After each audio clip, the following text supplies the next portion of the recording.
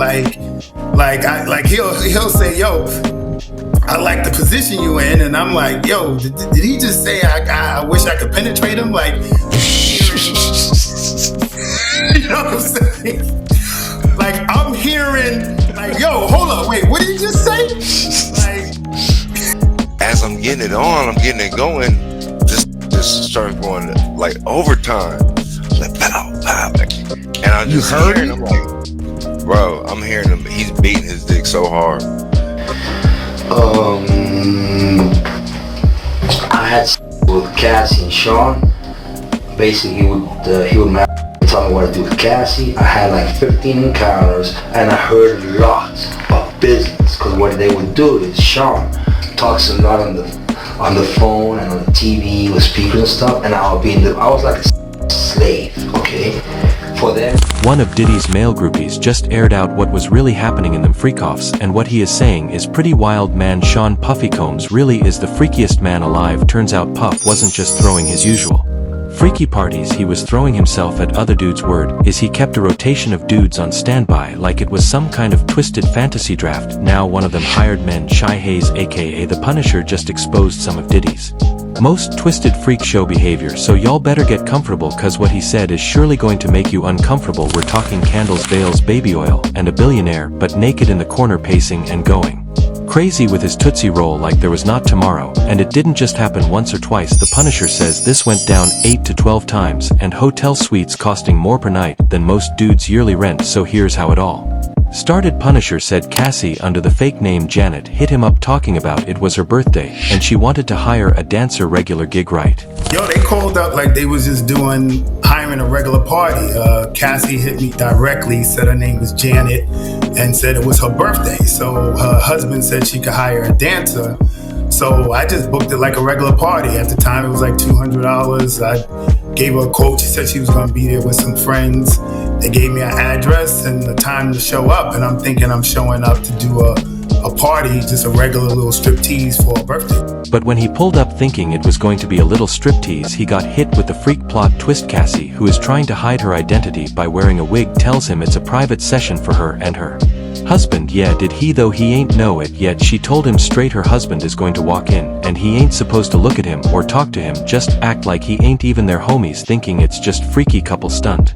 Until this supposed husband starts walking in the room like a damn ghost, sitting in the corner, face covered with a Muslim veil from the neck down, hand on Tootsie Roll with a bottle of Astroglide in his hand. Extra crazy because it's not straight on, so it's at the corner of my eye. I'm like, yo, this dude got on like a veil, and he's half the time he's beating off and he's walking side to side. So it was definitely a difficult space to try to be in. But I ain't no front, bro. At the time, I'm greedy. I want this bread. You know what I'm saying? I'm looking at the scenario. At first, it was just visuals, all for Puff's twisted entertainment. But then, the Punisher said things escalated real quick. Diddy went full cuckoo mode. This man didn't just want to... At first it was just visuals, all for Puff's twisted entertainment. But then the Punisher said things escalated real quick. Diddy went full cuckoo mode. This man didn't just want to watch no more. He allegedly wanted instructions followed. The Punisher said after the first couple of sessions it became mandatory to hit raw, and every time he was about to get off it had to be on Cassie's lips, not the ones on face. If you know what he meant, the order was strict. You couldn't even leave unless it went down like that. That's the level of control Puff was allegedly on. Yeah, so I didn't get the instructions from him, but it was instructions from her, like specifically. Every time I nutted, I had to nut in or around the outside of her box. Like, so on the lips, everything, and to that degree on the outside of her. And that was clockwork. It had to be done like that every single time. And actually, it was kind of mandatory. Like the session could not be over unless I nutted, and I had to nut on the outside of her. You couldn't leave until that happened?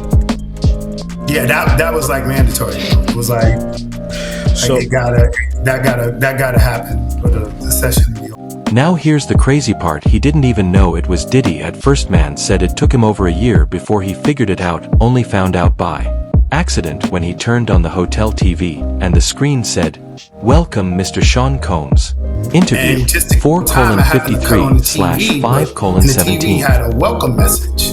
So the TV said, yo, X's house would like to welcome Mr. Sean Combs. And I'm like, yo, this is crazy. Like, I had no idea, man. So that's how you found out that it was Cassie and Diddy by just cutting on the TV and seeing the introduction on the television. Wow. On the TV. Wow. According to Punisher, he was shocked to realize he was smashing Cassie Diddy's girl, doing all types of wild stuff in the presence of a silent husband in a veiled end who turned out to be Diddy the billionaire mogul himself, and things got even more uncomfortable when Puff started making moves on him. Bro said he'd hear Diddy whispering stuff to Cassie like Diddy wanted to clap Punisher too, but the Punisher said he declined cause he ain't gay. Like Interview something completely different. 5:42/6:05. say, yo, Punisher said that I Cassie like the paid him position you in, $800 and to I'm stage like, a yo, scene did and he asked him to just put say baby I oil got- I on each wish I other. could And let's penetrate him? not act like this is just street talk. A lot of what the Punisher said lines up with Cassie's lawsuit and everything that has come out in the court. There's even a part where Cassie looked at Diddy for approval before the Raw smash. Oh, you and did Puff not gay, you're allegedly gave the green light like, go ahead, have a good time. Looks like this wasn't love, but some sick twisted power trip kingdom. Diddy was allegedly running where Cassie was a pawn, and other men were just props for his own sick desires. Now it ain't just a Punisher speaking. Long before Diddy got indicted, slammed with the RICO charges, and started drowning in freaky lawsuits, Jonathan Audi claimed he was an escort hired by Diddy and Cassie. Now at the time no one believes him, but official court documents from trial do list him as one of the men who was hired by Diddy. Now let's rewind real quick to get this picture better. Back in 2018, Audi went viral after he hit up Trump's National Doral Resort, but while cops were trying to piece together his motive, Audi started talking crazy, or so it seemed. He claimed he was Diddy's worker hired for some next-level freak sessions. I had with Cassie and Sean. Basically, he would tell me what to do with Cassie. I had like 15 encounters, and I heard lots of business. Because what they would do is Sean talks a lot on the phone and on the TV with speakers and stuff, and I was like a slave. Okay, for them that's what I was. Diddy did some wild, controlling, freak-off stuff, and allegedly even gave him herpes. He claimed a lawsuit was filed, and it all got silenced with hush money. I was like a sex slave, okay? For them, that's what I was. That's all, alright? I caught herpes, and I came back and I sued him for the herpes and won. But Fast forward to now, that Audi story doesn't sound so crazy anymore. Like that wasn't enough, another escort hit up Armin Wiggins's podcast saying Diddy had a sick obsession with dudes. Bro said Diddy used to stand in the corner making everyone uncomfortable, even said he saw Diddy run down the alley naked screaming and saying some wild stuff. Interview 8:17/8:46. Cassie's name kept coming up, same patterns of control, same ritual freak behavior. Now you ain't got to be no detective to see what's up. All these stories, different dudes, same energy. The question is, was Audi the first to tell the truth and nobody listened? And trust the online community, they've been loud. One dude hit hard saying this just make me believe even more about them. Rumors of him allegedly having HIV, he won't join in but will watch and coordinate. Another user added, walking back and forth with a bottle of Astroglide is super funny, yo the freak. Off interview tour is crazy. So now that the dudes are speaking up, what else is about to come out? But yo, what do you think? Is this all some coordinated smear? Or is Diddy's freak empire finally crumbling under its own weight? Drop your thoughts in the comment, hit that like, subscribe, and stay tapped in with the next jaw dropper loading up now.